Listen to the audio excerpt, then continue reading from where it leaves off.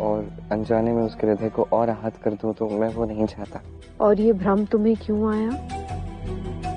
ये भी तो हो सकता है ना कि राधा को अपना जन्म दिवस स्मरण ही ना रहा हो। देखो पुत्र, यदि राधा दुखी है तो उसका कारण भी तुम्हारा प्रेम है।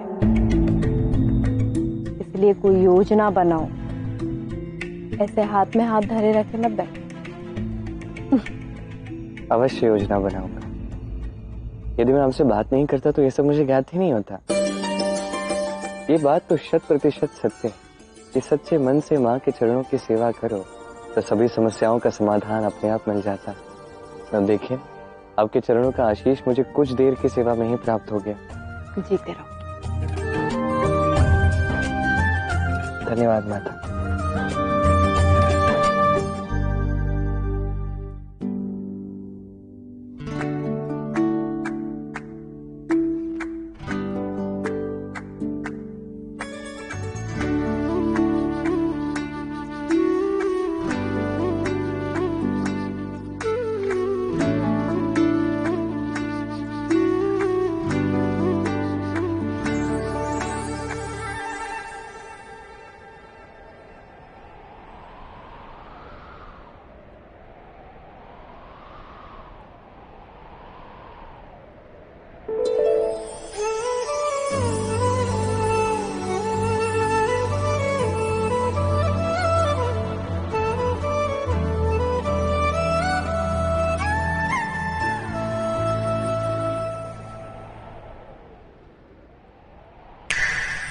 तुम प्रेम हो,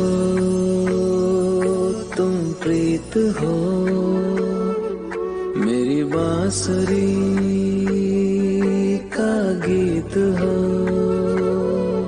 तुम प्रेम हो, तुम प्रीत हो, मनमीत हो राधे मेरी मनमीत हो।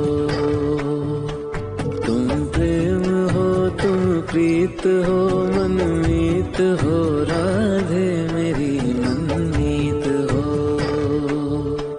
तुम प्रेम हो, तुम प्रीत हो, मेरी बांसुरी का गीत हो।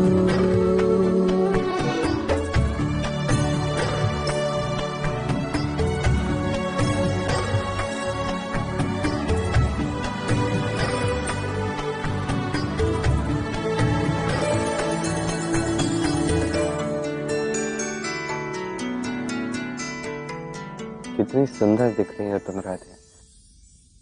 वैसे देखा जाए तो प्रत्येक रूप में तुम सुंदर ही दिखती हो, चाहे हास्य हो, करुणा हो, श्रृंगार हो, क्रोध में भी तुम ऐसी ही सुंदर दिखते हो। आज बड़े रोष में हो राधे, बड़ी रुष्ट हो तुम आज, तब भी कितनी सुंदर दिखती हो। सत्य कहूं तो आज माता देवकी से मुझे बहुत कुछ सीखने मिला है। अब भले ही तुम मुझसे लड़ती रहो, मैं तुमसे नहीं लड़ूं। अब मैं तुम्हारे साथ वैसा व्यवहार रखूंगा जैसे माता देवकी मेरे साथ रखती थी। सत्य ही कहाँ है उन्हें। रुष्ट होना प्रेम का दूसरा रूप है, और अब तुम मुझसे रुष्ट हो, ये भी प्रेम ही है ना। और मैं भी देखना चाहता हूँ कि इस रोष के पीछे कब तक अपने प्रेम को तुम छुपा के रखती। बहुत समझा के देख लिया, अब ना मेरी चंचलता से तुम्हें रिझाना होगा और कोई विकल्प नहीं। मैं भी देखता हूं अब कैसे नहीं मानती तुम।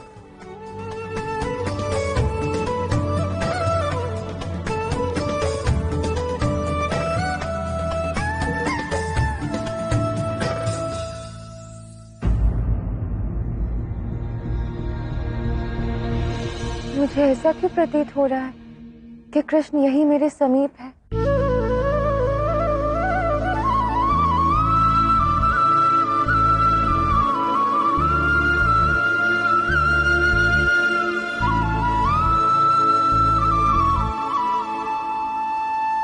राधा, राधा कहाँ हो तुम? राधा, राधा। क्या हुआ कृष्ण? क्या हुआ? एक अत्यंत भयावह स्वप्न आया है राधा मुझे। जैसे तुमने मुझे बताया ना कि तुम्हारा स्वप्न क्या था, वैसे मुझे लगा कि मुझे भी तुम्हें अपना स्वप्न बता देना चाहिए, तो बता दिया। क्या तुमने भी कोई भयावह स्वप्न देखा? भयावह था, दुःस्वप्न था, मेरे लिए तो था, मुझे तुम्हारा नहीं पता। बताओ कृष्ण, कैसा दुःस्वप्न? मैं क्या बताऊं राधा, ऐसे ना अचानक से गोलोक की सारी गोपियां जो है वो द्वारका में आ गई मेरे कक्ष में, और आके सभी मेरी सेवा कर रही हैं। और कोई मेरे लिए माखन ला रहा है, तो कोई खीर ला रहा है, तो कोई स्वादिष्ट पकवान बना के ला रहा है। और उसमें भी अधिक दुख की बात तो ये है कि मैं उस समय प्रसन्न हूँ, मैं अत्यंत संतुष्ट हूँ इस बात में राधे। ये कैसा भयावह स्वप्न है। किंतु ये स्वप्न फिर भयावह कैसे हुआ? भयावह तो ये हुआ ना राधे, मेरे पूर्ण स्वप्न में तुम थी ही नहीं। क्या क्या मैं सत्य में इस स्वप्न में कहीं भी नहीं थी? कहीं भी नहीं थी तुम स्वप्न में। तुमने तो ठान लिया था कि अब तुम मुझसे प्रेम नहीं करोगी, अब देखो सब वैसा ही हो रहा है। क्षमा कर दो, मैं ऐसे अकस्मात समय तुम्हारे कक्ष में आ गया और तुम्हें ऐसे जगा दिया, मेरी ये मंशा नहीं थी। अब तुम एक काम करो, अब और मत जागो मेरी, तुम सो जाओ। मैं जाता हूँ।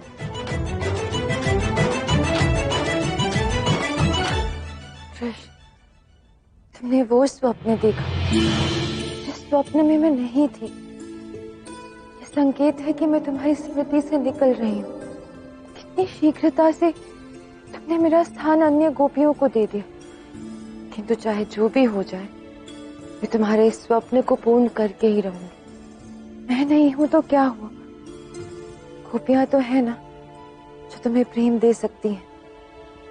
शाम, अचानक से तुम यदुवंशियों से भेंट करने जा रहे हो और अनिरुद्ध को भी साथ ले जा रहे हो। हाँ व्रता, वहां जाना तो अत्यंत ही आवश्यक है। और तो और उन्होंने मुझसे विशेष निवेदन किया कि मैं अनिरुद्ध को उनसे भेंट करवाने के लिए लेकर आऊं। और मेरा ऐसा मानना है कि हमारे भावी द्वारकाधीश को यदुवंशियों से अपने संबंधों को और दृढ़ करना चाहिए। हाँ, किंतु इस प्रकार बिना कोई सुरक्षा व्यवस्था के तुम दोनों का इतने दूर के राज्य में जाना मुझे उचित नहीं लग रहा। मैंने उचित कहा ना ज्येष्ठ पिताश्री? यदि शाम जाना चाहता है तो अवश्य जाए, किंतु अनिरुद्ध को ऐसे किसी अज्ञात स्थान पर मैं नहीं भेज सकता।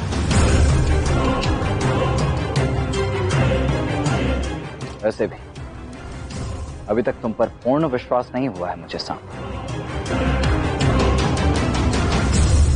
ताउश्री, मुझे ज्ञात है कि विश्वास बनने में समय लगता है, किंतु इस समय हमें बिना किसी भी समय को व्यर्थ किए हमारे छिन्न भिन्न हुए यदुवंशियों को